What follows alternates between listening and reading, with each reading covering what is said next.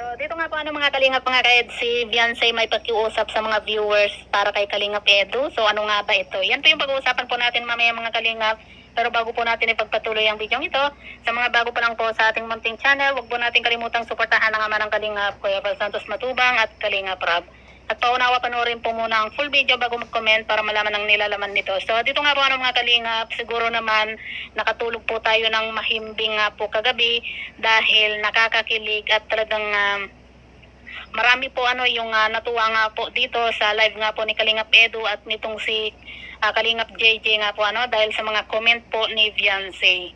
At yan nga po mga Kalingap, sabi nga po ni Beyonce dito, pag ikaw na mine ko, di ba? Kaya ang saya-saya po mga Kalingap ng mga viewers kagabi dahil nga po sa comment din po ni Beyonce nga po. Pag talagang naka-live po itong si Kalingap Edu, maging sa kanyang channel nga po at dumadalaw itong si Beyonce, talagang kumpleto yung araw po natin dahil napakasaya po kapag nandiyan si Beyonce nga po na nagko-comment.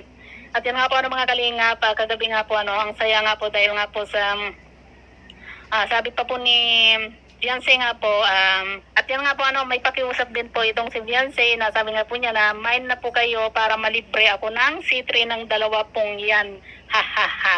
So yan po mga Kalingap, favorite po talaga ni Beyonce yung C3. Diba?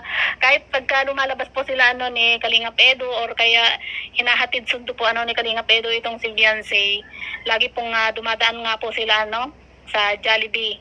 Kasi talagang alam ni Kalingap Edu na paborito po ni Beyonce ang C3. Diba?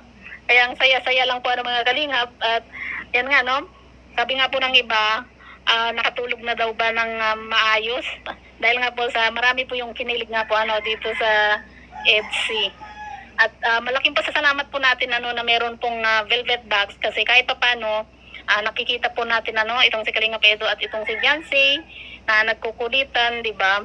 Kahit na wala po tayong napapanood pa sa ngayon na teleserye po ng EDC, masaya pa rin po tayo dahil nakikita po natin itong dalawang ito.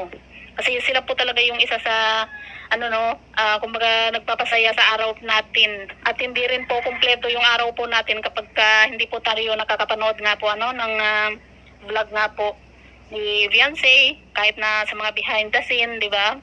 Kaya masaya pa rin po tayo.